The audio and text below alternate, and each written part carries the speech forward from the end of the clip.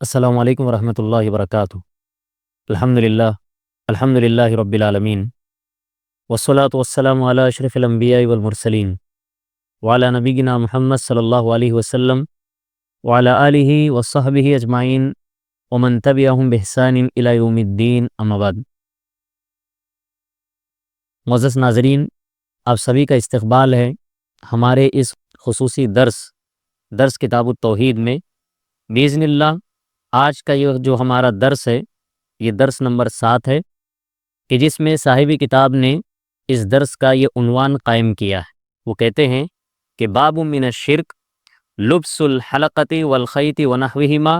لرفع البلاء او دفعہ۔ اس کا معنی یہ ہے کہ رفع بلا اور دفع مصائب کے لیے چھلے اور دھاگے وغیرہ پہننا شرک ہے۔ تو صاحب کتاب نے اس درس سے دلائل کی روشنی میں یہ ثابت کیا ہے کہ اگر کوئی آدمی اپنے جسم کے کسی بھی ایک حصے میں اگر دھاگے، چھلے یا ایسی کوئی اور چیز باندھتا ہے اور یہ عقیدہ رکھتا ہے کہ یہ چیز بذات خود نفع و نقصان کا مالک ہے، یا کم از کم یہ اسباب ہیں جو اس پریشانی کو دور کریں گے، تو ایسی صورت میں صاحب کتاب کہتے ہیں کہ یہ عمل شرکیہ عمل ہے۔ اور اس میں انہوں نے چند کتاب و سنت سے دلائل انہوں نے پیش کیے ہیں، جس سے واضح ہو جاتا ہے کہ ایسا عمل شریعت اسلامیہ کے اندر ایک گناہ والا عمل ہے۔ سب سے پہلی بات یہ ہے کہ ہم یہ دیکھیں گے کہ اگر کوئی آدمی ان چھلوں کا استعمال کرتا ہے، دھاگے کا استعمال کرتا ہے، سیپی کا استعمال کرتا ہے اور ایسے بہت ساری چیزوں کا استعمال کرتا ہے، تو ایسے موقع پر یہ عمل کہاں تک اس کا درست ہے؟ تو صاحب کتاب یہ کہتے ہیں کہ اسباب اختیار کرنے کے تعلق سے لوگوں کے درمیان میں چند عقائد مختلف ہیں، جس کی وجہ سے اس کا حکم بھی مختلف ہوتا ہے۔ جیسے آپ دیکھیں گے ہمارے معاشرے کے اندر صحیح العقیدہ والے لوگ بھی ہیں اور بہت سارے مشرکین بھی پائے جاتے ہیں جو اس تعلق سے شرک میں مبتلا ہیں۔ تو آپ دیکھیں گے کہ ایک انسان اگر بیمار ہے، اگر وہ انسان اپنی بیماری کا علاج کرتا ہے، تو سب سے پہلے ضروری ہے کہ ہم یہ دیکھیں کہ اس علاج کے لیے وہ کون سا سبب اختیار کرتا ہے۔ اگر وہ سبب شرعی ہو تو یہ جائز نہیں بلکہ مستحب ہے،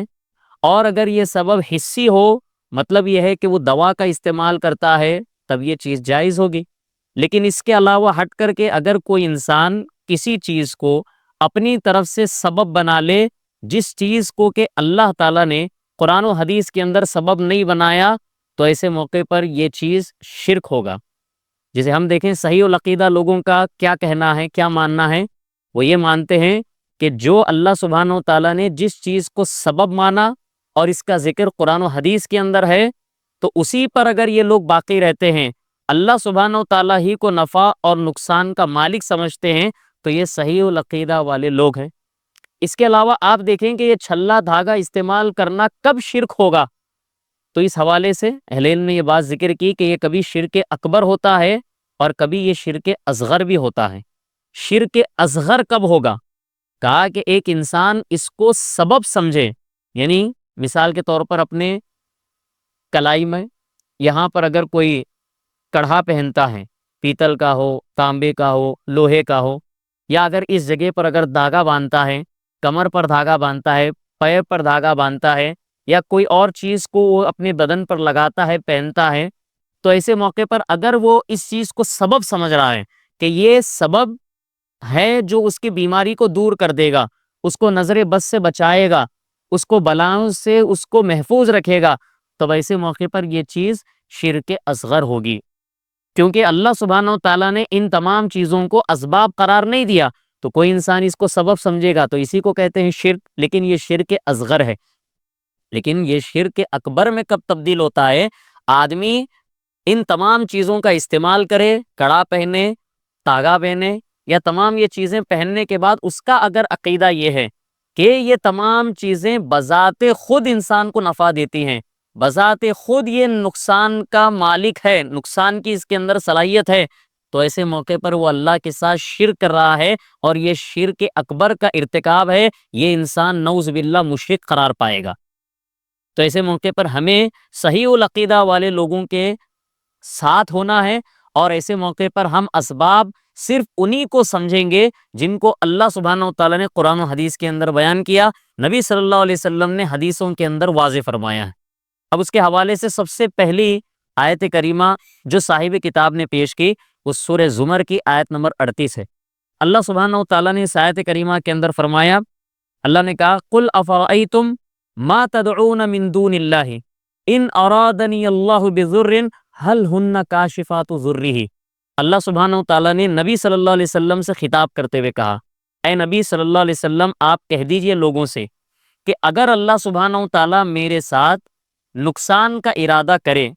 تو تم اللہ سبحانہ و تعالیٰ کے علاوہ جن کی عبادت کرتے ہو، جن کو پوجتے ہو، تو کیا یہ اللہ سبحانہ و تعالیٰ کی جانب سے آنے والی مصیبت کو روک سکتے ہیں؟ اللہ سبحانہ و تعالیٰ اگر میرے ساتھ تکلیف کا، اگر ضرر کا اگر ارادہ کرے تو کیا اس ضرر کو ہٹا سکتے ہیں، اس ضرر کو دور کر سکتے ہیں؟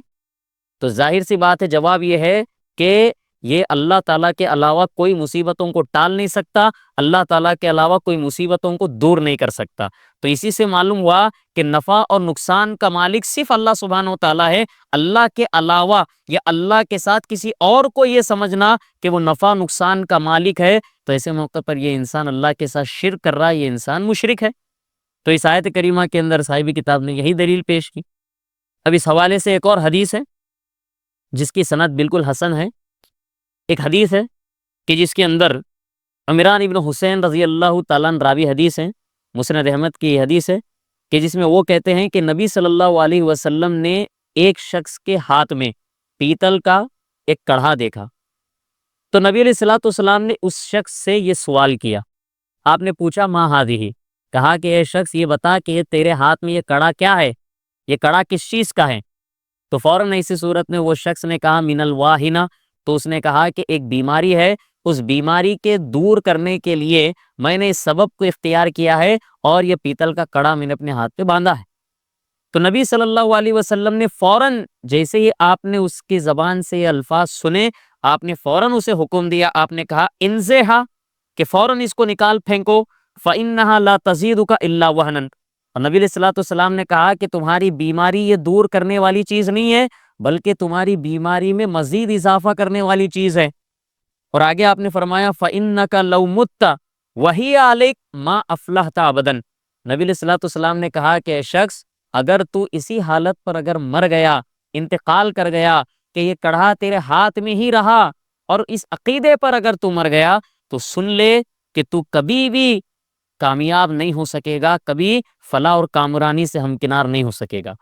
تو یہاں اس واقعے کے اندر نبی صلی اللہ علیہ وسلم ایک انسان کے ہاتھ میں کڑھا دیکھ رہے ہیں، اور نبی علیہ الصلوۃ والسلام کو جیسے معلوم ہوا کہ یہ انسان اپنی بیماری کو دور کرنے کے لیے اس چیز کا استعمال کر رہا ہے، تو فوراً آپ نے ٹوکا اور روکا اور کہا کہ اس کو نکال پھینکو۔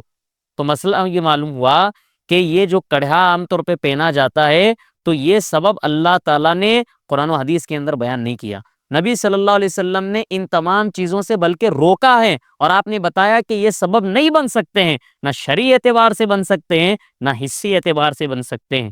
تو اس لحاظ سے انسان کو ان تمام چیزوں سے باز آ جانا چاہیے اور ایسی چیزوں کا ہرگز استعمال نہیں کرنا چاہیے۔ تو عام طور پہ ہمارے یہاں بہت سارے لوگ نظر بد سے بچنے کے لیے ان تمام چیزوں کا استعمال کرتے ہیں، اور کوئی انسان اپنی جسمانی پریشانی اور تکلیف کو دور کرنے کے لیے ان تمام چیزوں کا استعمال کرتے ہیں۔ اگر اس لفظ پر اگر ہم غور کریں کہ وہ جو شخص کہتے ہیں من الواہنہ، ابن الاثیر رحمۃ اللہ علیہ نے واہنہ کی تفسیر میں انہوں نے یہ بات بیان کی، کہا کہ عام طور پر ہڈیوں کے اندر جو تکلیف ہوتی ہے اس تکلیف کو عام طور پہ واہنہ کہتے ہیں، اور یہ بھی کہا گیا کہ یہ مردوں کے ساتھ خاص ہے، خواتین میں یہ نہیں ہوتا، مردوں کو یہ تکلیف ہوتی ہے تو انسان کے کندھے میں یا انسان کے پٹھے میں ایک قسم کا درد ہوتا ہے، تکلیف ہوتی ہے، تو اس درد اور تکلیف کو دور کرنے کے لیے ایک انسان پیتل کا کڑا اپنے ہاتھ میں پہنتا ہے، سمجھتا ہے کہ یہ بیماری اس کے ذریعے سے دور ہو جائے گی۔ تو معلوم یہ ہونا چاہیے کہ یہ کبھی اسباب نعوذ باللہ بن نہیں سکتے، اس چیز کا اجتناب ضروری ہے، اس چیز کا اجتناب لازم ہے۔ اب ایک سوچنے والی بات یہ ہے کہ یہ شخص نبی صلی اللہ علیہ وسلم کے زمانے میں پائے جانے والا شخص ہے، یہ نبی علیہ الصلوۃ والسلام اس شخص کو یہ کہہ رہے ہیں، حالانکہ وہ انسان کو اس کے متعلق معلوم نہیں تھا، معلومات نہیں تھے۔ تو یہاں ایک نقطہ یہ ہے، اگر عقیدے کا علم اگر کسی انسان کو نہیں ہے وہ انسان اگر اس مسئلے سے متعلق جاہل ہے تو ایسے موقع پر اس کو معذور نہیں سمجھا جائے گا۔ نبی صلی اللہ علیہ وسلم کہہ رہے ہیں اس انسان سے کہ اگر اسی حالت میں اگر تو مر گیا، وفات پا گیا، تو کبھی کامیاب نہیں ہوگا، تو کبھی جنت نہیں جا سکے گا۔ تو معلوم یہ ہوا کہ اگر کبھی بھی ہلکا سا بھی عقیدے کا مسئلہ اگر کسی کو نامعلوم ہو اور اگر وہ انسان شرک کرتے ہوئے وفات پا گیا، اللہ کے پاس جا کر یہ نہیں کہہ سکتا کہ مجھے اس سے متعلق معلومات نہیں تھی، مجھے شرک معلوم نہیں تھا۔ تو ایسے موقع پر عقیدہ ایک ایسا علم ہے جس کا جاننا ہر مرد عورت کے لیے ضروری ہے، اور ایسے موقع پر ہر مرتبہ انسان کو کوشش کرنی چاہیے کہ وہ ان مسائل کو سیکھے اور سمجھے۔ تو ایسے موقع پر ایک انسان کو یہاں پر نادان نہیں سمجھا جائے گا، اسے جاہل نہیں سمجھا جائے گا، اور اسے معذور بھی ہرگز اس طریقے سے نہیں سمجھا جائے گا۔ اس حوالے سے ایک اور حدیث ہے کہ عقبہ ابن عامر رضی اللہ تعالیٰ عنہ کی حدیث کہ جس میں نبی صلی اللہ علیہ وسلم نے فرمایا من تعلق تمیمتن فلا اتم اللہ لہ۔ نبی علیہ الصلوۃ والسلام نے کہا کہ اگر کوئی انسان اپنے گلے میں یا اپنے جسم کے کسی بھی حصے میں اگر تعویذ لٹکاتا ہے، نبی علیہ الصلوۃ والسلام نے کہا فلا اتم اللہ لہ، کہ اللہ سبحانہ و تعالیٰ اسے انسان کی مراد پوری نہ کرے۔ آگے آپ نے فرمایا ومن تعلق ودعۃ فلا ودع اللہ لہ، اگر کوئی انسان سیپی پہنتا ہے تو اللہ سبحانہ و تعالیٰ کبھی اسے آرام نہ پہنچائے۔ تو دیکھیے اس حدیث میں بھی ایک بات معلوم ہوئی، نبی صلی اللہ علیہ وسلم نے ایسی چیزوں کو پہننے سے منع کیا ہے سختی کے ساتھ۔ یعنی ایک انسان کبھی سیپی پہنتا ہے، سیپی مطلب وہ جو سمندر سے نکلنے والی ایک چیز ہوتی ہے، تو عام طور پر ایک انسان اپنے گلے میں سیپی باندھتا ہے، اور بہت سارے لوگ آپ دیکھیں کہ ہر ایک بچہ ہو، بوڑھا ہو، عورت ہو، مرد ہو، ہر ایک کے گلے کے اندر آپ دیکھیں گے تعویذات لٹکی ہوئی ہیں۔ تو کوئی قرآنی تعویذات ہیں تو غیر قرآنی تعویذات ہیں جو بالکل شرکیہ چیزوں پر مبنی تعویذات ہوتی ہیں۔ تو نبی علیہ الصلوۃ والسلام ایسے انسان کو بددعا دے رہے ہیں کہ اللہ تعالیٰ اس انسان کو آرام نہ پہنچائے، کیونکہ عام طور پر ایک انسان تعویذ پہنتا ہے گلے میں یہ سوچ کر کے یہ تعویذ اسے بچاتی ہے۔ میں آپ حضرات کے سامنے یہ کہنا چاہوں گا کہ انسان اگر تعویذ پہن کر اگر اس کا عقیدہ یہ ہے کہ یہ تعویذ اس انسان کی حفاظت کرے گی بلاؤں سے، مصیبتوں سے، اور اس تعویذ ہی کو نفع و نقصان کا مالک سمجھتا ہے، اسی کو تو شرک اکبر کہتے ہیں۔ اگر آدمی مان لیے اس کو نفع و نقصان کا مالک نہیں سمجھ رہا، لیکن یہ سمجھ رہا ہے کہ یہ سبب ہے، تعویذ لٹکانے سے انسان کی حفاظت ہوتی ہے، یہ سبب اگر سمجھ رہا ہے، تب بھی ایسی صورت میں یہ شرک اصغر ہے۔ تو معلوم یہ ہوا کہ شرک اکبر کے بعد سب سے بڑا گناہ اگر کوئی ہے وہ شرک اصغر ہے۔ تو ایک انسان شرک میں مبتلا ہو رہا ہے، تو ایسے موقع پر ان تمام چیزوں کو انسان اسباب بھی نہ سمجھے، اور نعوذ باللہ اس کو نفع نقصان کا مالک اور صلاحیت والا بھی نہ سمجھے۔ تو نبی صلی اللہ علیہ وسلم نے بددعا دی ایسے انسان کو اور کہا کہ ایسی چیزیں ہرگز ہرگز ایک انسان کو اختیار نہیں کرنی چاہیے۔ اس حوالے سے ایک اور چیز ہے، نبی علیہ الصلوۃ والسلام کی ایک اور حدیث ہے کہ جس میں نبی صلی اللہ علیہ وسلم نے یہ بھی الفاظ فرمائے۔ آپ نے کہا کہ من تعلق تمیمۃ فقد اشرک۔ نبی علیہ الصلوۃ والسلام نے فرمایا کہ کوئی انسان اگر تعویذ لٹکاتا ہے تو اس نے شرک کیا ہے۔ دیکھیں نبی صلی اللہ علیہ وسلم اتنی واضح حدیث فرما رہے ہیں کہ جس کے اندر جو تعویذ لٹکانے والا انسان ہے اس کو شرک سے تعبیر کر رہے ہیں کہ کہا گیا کہ اس نے شرک کیا اللہ تعالیٰ کے ساتھ۔ تو یہاں عام تعویذات ہیں، تو اس کے اندر آپ چاہے تعویذ کسی بھی قسم کی لیں۔ من تعلق تمیمتن، تو تمیمتن یہاں نکرہ استعمال کیا گیا ہے، اور ہر قسم کی تعویذ اس سے مراد ہے۔ تو کسی بھی قسم کی تعویذ انسان نہ اپنے گھر میں لٹکائے گا، نہ اپنے بدن پہ لٹکائے گا، نہ اپنے گلے میں لٹکائے گا۔ اگر کوئی انسان ایسی چیز کرتا ہے تو نبی علیہ الصلوۃ والسلام فرما رہے ہیں فقط اشرک، تو اس نے شرک کیا ہے۔ اس کے علاوہ ایک اور حدیث جو صاحب کتاب نے ذکر کی ہے، ایک مختصر سا واقعہ ہے، حذیفہ رضی اللہ تعالیٰ عنہ کا ایک واقعہ ہے کہ خود انہوں نے ایک انسان کو، ایک شخص کو بخار کی وجہ سے اس نے اپنے جسم پر ایک دھاگا باندھا ہوا دیکھا۔ تو حذیفہ رضی اللہ تعالیٰ عنہ نے کیا دیکھا کہ ایک انسان ہے جو بخار کی وجہ سے اپنے جسم پر دھاگا باندھا ہوا ہے۔ تو حذیفہ رضی اللہ تعالیٰ عنہ نے فوراً اس دھاگے کو اس کے جسم سے کاٹ دیا۔ حدیث کے الفاظ ہیں فقطعہ، تو حذیفہ رضی اللہ تعالیٰ عنہ نے اس دھاگے کو کاٹ دیا، اور کاٹ کر کے قرآن مجید کی سورہ یوسف کی یہ آیت کریمہ تلاوت کی کہ جس میں صاف اللہ سبحانہ و تعالیٰ نے یہ بات ارشاد فرمائی وَمَا يُؤْمِنُ أَكْثَرُهُم بِاللَّهِ إِلَّا وَهُم مُشْرِكُونَ۔ اللہ سبحانہ و تعالیٰ نے کہا کہ ان میں سے بہت سارے لوگ اللہ تعالیٰ پر ایمان لاتے ہوئے بھی اللہ کے ساتھ شرک کرتے ہیں۔ اور آپ دیکھیے کہ یہ آیت کریمہ موجودہ معاشرے کے اندر بالکل فٹ ہوتی ہے کہ جس میں اللہ تعالیٰ یہ بتا رہے ہیں کہ بہت سارے لوگ اللہ تعالیٰ پر ایمان کا دعویٰ بھی کریں گے، اپنے آپ کو مسلمان بھی ثابت کریں گے، ان کے نام عبداللہ عبد الرحمن بھی رہیں گے، لیکن یہ انسان ایسے اشخاص اللہ تعالیٰ کے ساتھ شرک بھی کر رہے ہوں گے۔ شرک کس طریقے سے کر رہے ہیں؟ یہ تمام صورتیں ہیں اس کی کہ ایک انسان نعوذ باللہ من ذالک اپنے بدن پر، اپنے جسم پر دھاگے، چھلے اور تعویذات لٹکا کر کے سمجھ رہا ہے کہ یہ نفع و نقصان کے مالک ہیں، یا کم از کم یہ چیزیں یہ سبب بنتی ہیں ان بلاؤں کو دور کرنے کے لیے۔ تو لہٰذا یہاں دیکھیں حذیفہ رضی اللہ تعالیٰ عنہ نے فوراً ایسے انسان کی گرفت کی اور آپ نے اس دھاگے کو کاٹتے ہوئے قرآن کی آیت کریمہ تلاوت کی۔ ہاں، اس حدیث سے ایک بہت اہم بات یہ معلوم ہوتی ہے کہ جو نبی صلی اللہ علیہ وسلم نے بھی ہمیں انکار منکر کے جو طریقے بتائے ہیں، جو صحیح مسلم کی حدیث میں ہیں، نبی علیہ الصلوۃ والسلام نے فرمایا کہ من رأى منکم منکرا فلیغیرہ بیدہ۔ آپ نے کہا کہ تم میں سے کوئی انسان اگر کسی انسان کو گناہ کرتے ہوئے دیکھے، اپنے سامنے منکر کو دیکھے، تو اسے چاہیے کہ وہ انسان اس کو روکے۔ فلیغیرہ بیدہ، آپ نے سب سے پہلے بتایا کہ اپنے ہاتھ سے اس کو روکے۔ حذیفہ رضی اللہ تعالیٰ نے کیا دیکھا کہ میں اپنے ہاتھ سے اس منکر کا ازالہ کر سکتا ہوں، اس منکر کو دور کر سکتا ہوں، تو فوراً ایسی صورت میں حدیث پر عمل کرتے ہوئے اکمل طریقے پہ انہوں نے عمل کیا اور اپنے ہاتھ کے ذریعے سے اس دھاگے کو انہوں نے کاٹ دیا۔ تو اس سے ایک بات معلوم ہوئی کہ اگر ہمارے سامنے بھی کوئی آدمی اگر تعویذ پہنا ہوا ہے، اگر ہمارے پاس بھی طاقت ہے، ہمارے پاس بھی قدرت ہے اور ہم ہاتھ کے ذریعے سے اس برائی کو دور کر سکتے ہیں، تو اس حدیث کے مطابق صحابی کے عمل پہ ہمیں عمل کرنے کی ضرورت ہے۔ اس کے بعد جو اس حدیث میں دوسرا طریقہ آپ نے بتایا، اگر وہ انسان طاقت نہیں رکھتا ہے ہاتھ سے گناہ کو روکنے کی، تو ایسے انسان کو چاہیے کہ وہ اپنی زبان سے اس گناہ کو دور کرنے کی کوشش کرے۔ تو کم از کم ہم زبان سے بول تو سکتے ہیں، کہا کہ تعویذ مت پہنیے آپ، یہ تمام چیزوں کا استعمال مت کیجیے آپ، ہم اسے نصیحت کر سکتے ہیں۔ اگر مان لیے کہ یہ دوسرے طریقے پر بھی اگر کوئی آدمی عمل نہیں کر سکتا، تو نبی علیہ الصلوۃ والسلام نے فرمایا کہ کہا کہ کم از کم دل کے اندر اس چیز کو برا جانے، وذالک اضعف الایمان، اور یہ ایمان کا سب سے کمتر درجہ ہے۔ تو کم از کم ہم اپنے دل کے اندر سامنے کوئی آدمی شرک کر رہا ہے